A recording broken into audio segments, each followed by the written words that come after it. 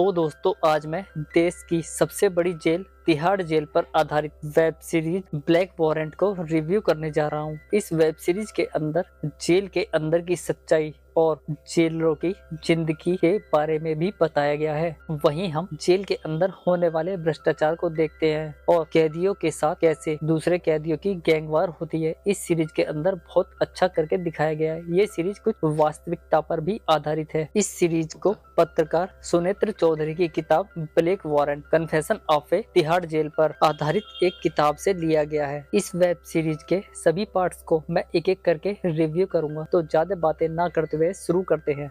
ये कहानी एक साधारण से परिवार में रहने वाले लड़के सुनील कुमार गुप्ता की है। छोटा परिवार, लेकिन घर में कमाने का साधन कुछ ना, बस एक माँ ही थी जिसके काम से थोड़ा बहुत गुजारा चल सकता था, जबकि पिताजी ने रिटायरमेंट ले लिया था। वहीं हम सुनील कुमार गुप्ता का इंटरव्यू देखते हैं, जहां पर वो जेलर की जॉब के लिए अप्लाई करता है, जो जॉब उसके लिए काफी मायने रखती थी, क्योंकि घर में कमाई का जरिया ना होना, दूसरा पिता को आंखों में तकलीफ होना, इसलिए वो जॉब करना चाहता था। एक तरफ तो सुनील का इंटरव्यू चल रहा था, तो दूसरी तरफ हम उसकी निजी जिंदगी के बारे में जानते हैं, उसे देखते हैं। जो इंटरव्यू ले रहा था, बस उसका वही घिसा पिटा सवाल, जॉब क्यों करनी है और मैं तुम्हें इस जॉब के लिए क्यों सिलेक्ट करूं। वही अपनी परेशानियां बताता है, लेकिन वो इंटरव्यू लेने वाले व्यक्ति को संतुष्ट नहीं कर पाता, जिस वजह से वो लोग बोलते हैं तुम किसी और नौकरी को ढूंढ लो, तुम अपना शरीर देखो और काबिलियत भी होनी चाहिए इस नौकरी के लिए। जेलर की नौकरी कोई आसान बात नहीं है। सुनील बोलता है, सर अगर नौकरियां होती तो मैं यहाँ इंटरव्यू देने नहीं आता। सर एम्प्लॉयमेंट एक्सचेंज में बस यही नौकरी थी और आप बाहर भी देख सकते हो, ज्यादा लोगों की भीड़ भी नहीं है। मतलब सर इस नौकरी की बहुत ज्यादा डिमांड नहीं है। मतलब अगर सुनील को ये जॉब मिली तो परिवार के साथ साथ वो समाज की बुराइयों को भी खत्म कर देगा। काफी सवाल जवाब होने के बाद उसका इंटरव्यू क्लियर हो जाता है, जिसके बाद उसे अपॉइंटमेंट लेटर लेकर तिहाड़ जेल में जाना पड़ता है, जहाँ पर एसपी साहब होते हैं और वो उसे सलाह देते हैं कि ये नौकरी तुम्हारे लिए नहीं है, तुम घर जा सकते हो। वहाँ पर हम दो एएसपी को भी देखते हैं, एक सरदार जी तो दूसरा धैया। वो दोनों भी जेलर की पोस्ट पर अभी नियुक्त हुए थे। एसपी जेल की हालत के बारे में सुनील को बताता है और उसे उसका लेटर हाथ में थमाकर बोलता है तुम यहाँ से जा सकते हो, जिसके बाद सुनील वहाँ से निकल जाता है। लेकिन रास्ते में उसे एक गुंडा कहो या फिर जेल का हीरो, जिसे जेल की हर एक छोटी छोटी बातें पता होती है, वो मिल जाता है और वो उसका लेटर लेकर दोबारा से एसपी साहब के पास जाता है, जिसके बाद एसपी साहब उसकी नियुक्ति कर देते हैं। उस आदमी का नाम सोमराज होता है और उससे जेल के छोटे से लेकर बड़े अधिकारी तक डरते थे, क्योंकि वो जेल में हुई धांधली या सौदाबाजी के लिए मशहूर था और सभी का रिकॉर्ड उसके पास था, इसलिए कोई भी उससे ना उलझता ना ही उसे छेड़ता। अब एंट्री होती है हमारे राकेश तोमर की, जो कि उस जेल के डीएसपी थी और इन तीनों जेलरों को जेल के कायदे कानून अच्छी तरह से समझा देते हैं। यहाँ जेल में वो कुछ कैदियों से मिलाता है जो कि नंबरदार कहलाते हैं और इन पुलिस वालों की मदद करते हैं। इन पर भरोसा करना और पुलिस वालों को इनको पुलिस वालों पर भरोसा दिलाना तुम्हारा काम होता है, क्योंकि जेल में स्टाफ ना होने की वजह से सभी वार्ड हमें ही संभालने पड़ते हैं। और तुम्हें मैं एक हिदायत और देता हूँ, मान लो तुम किसी बैरक में घुस जाते हो तो तुम्हारी आंखें बाहर निकलने की तरफ और तुम्हारी पीठ दीवार की तरफ होनी चाहिए, ना जाने कुछ भी हो सकता है जेल के अंदर, ये तिहाड़ है। यहाँ पर तोमर साहब इन जेलरों को एक जेल का रूल भी बताते हैं। जेल में अगर कोई कैदी सांप पकड़कर उसे मार देता है तो उसकी 15 दिन की सजा माफ हो जाती है। वहाँ पर हमें एक ऐसा ही केस देखते हैं जिसमें दो लोगों ने आधा आधा सांप पकड़ा हुआ था और उनमें से अब कोई सच नहीं बोल रहा था, क्योंकि दोनों जानते थे 15 दिन की सजा माफ हो जाएगी। जिस लोगों के पास वो सांप था, वो नंबरदार उन लोगों को पकड़कर डीएसपी के सामने लाते हैं। फिर वही सवाल जवाब, लेकिन कोई भी सच नहीं बोल रहा था। अगर बोलता तो एक की ही तो माफ होती, जबकि सांप तो दोनों के हाथ में था। डीएसपी सवाल करते हैं, लेकिन कोई भी सच नहीं बोलता, जिस पर डीएसपी अपना कड़ा रुख अपनाता है और बोलता है कोई बात नहीं, मत बोलो सच, मेरा पेपर वर्क बच गया। मतलब अब दोनों में से किसी की भी सजा माफ नहीं होने वाली थी। तभी हमारे सुनील कुमार गुप्ता बोल जाते हैं, भाई उनमें तो लंबा वाला कीड़ा था ईमानदारी का अपना। वो बोलता है, सर इन दोनों में से एक तो सच बोल रहा होगा ना, तो उसे इनाम तो देना चाहिए ना। जिस पर डीएसपी साहब बोलते हैं, ठीक है, अब तुम ही पता करो इन दोनों में से सच कौन बोल रहा था। इतना कहकर वो वहां से चला जाता है। अब गुप्ता जी के पास एक बहुत बड़ा मैटर सॉल्व करने के लिए देता है, जिसके बाद गुप्ता जी अपना दिमाग लड़ाते हैं और दोनों नीला और सरजू से सांप मारने का तरीका पूछते हैं, लेकिन दोनों में से कोई कुछ बताने के लिए तैयार ही नहीं होता। अब उनकी बात चल रही थी तभी नीला सरजू के ऊपर चाकू से हमला कर देता है और उसे घायल कर देता है। इसके बाद गुप्ता जी भी वहां से निकल जाते हैं। शायद अब उन्हें पता चल चुका था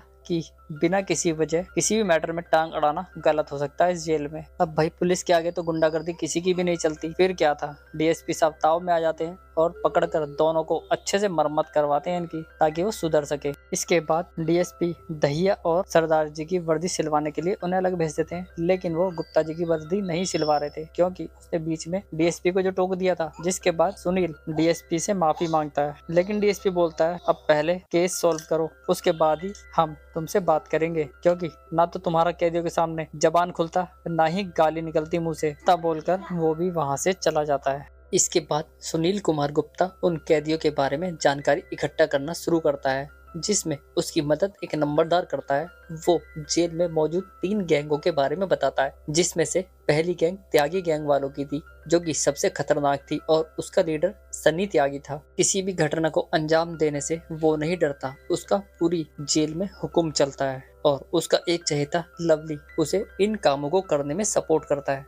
अक्सर लोग जेल में आने के बाद अपना बर्ताव सही रखते हैं ताकि वो जल्दी से जेल से बाहर जा सके, लेकिन लवली का तो ऐसा है जैसे वो पूरी जिंदगी यहीं पर बिताना चाहता हो। नशे का सारा कारोबार त्यागी गैंग के हवाले से ही किया जाता है और उनका धंधा भी खूब चलता है क्योंकि उसके ग्राहक हर जगह मिल जाते हैं। यहाँ तक कि जेल से पैसे लेने देने का भी काम त्यागियों का ही है। छोटी मोटी सुपारी और इसके अलावा अगर जेल से बाहर भी सुपारी लेनी हो तो भी यही काम त्यागी ही करते हैं। छोटे से गुंडों से लेकर बड़े बड़े अफसरों तक का फायदा इन्हीं गैंग से होता है। जेल के सभी लोग त्यागियों से डरते हैं। आप भी थोड़ा संभल कर रहना साहब। त्यागी गैंग के बाद नंबर आता है हड्डी गैंग का, जो कि त्यागियों का सबसे बड़ा दुश्मन है। हड्डी गैंग का लीडर अनिल राणा है। वो जेल में बैठे बैठे दारुओं के धंधे करता है क्योंकि उसके सर पर पॉलिटिक्स का हाथ है। हड्डी गैंग और त्यागी गैंग की दुश्मनी का मुख्य कारण हड्डी गैंग का लीडर ड्रग्स का धंधा करना चाहता है, जो कि त्यागियों का है। अब तीसरी गैंग सरदार गैंग है।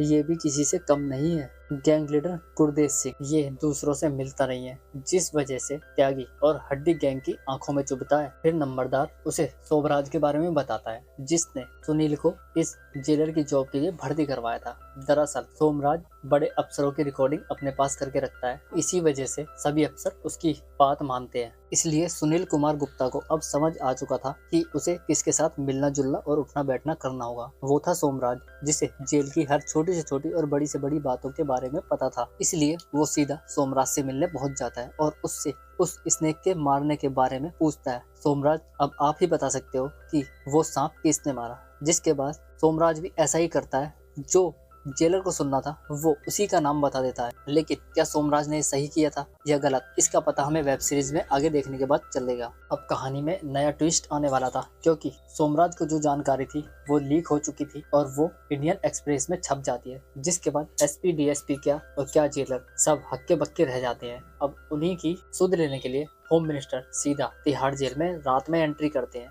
जिसके बाद वो वहाँ के सभी कैदियों को देखते हैं कि उन्हें किसी तरह की कोई प्रॉब्लम तो नहीं है, जेलर के द्वारा काम ठीक से किया जा रहा है या नहीं। अब उनका सर्चिंग कार्यक्रम चल ही रहा था कि तभी जेल से सभी कैदी जोर जोर से चिल्लाने लगते हैं। उनमें से कुछ कैदियों ने बुरी तरह से ड्रिंक की हुई थी। ये देखकर होम मिनिस्टर बुरी तरह नाराज हो जाते हैं और वहाँ से चले जाते हैं, क्योंकि ये कोई छोटी बात नहीं थी कि कैदी नशे में धुत होकर एक अफसर के सामने ऐसे बातचीत कर रहे थे। जिसके बाद जेल में एक इंक्वायरी बैठती है। अब एसपी के सामने जेलर और डीएसपी की पेशी होती है। पेशी यार मतलब उन्हें बुलाया जाता है ताकि उनसे इस बारे में बातचीत कर सके। एसपी जेलर से बोलता है, तुमने अपने किसी बड़े अधिकारी को क्यों नहीं बुलाया। तब गुप्ता बोलता है, मैंने डिप्टी साहब को फोन करके बोला था, लेकिन डीएसपी उनके सामने ही मुकर जाता है कि मुझे तो किसी का फोन ही नहीं आया। शायद इन्हें गुप्ता जी को कोई गलतफहमी हुई है। इसके बाद डीएसपी गुप्ता की क्लास लेता है, क्योंकि गुप्ता ने खुद फोन नहीं किया था बल्कि अपने किसी कांस्टेबल को भेजा था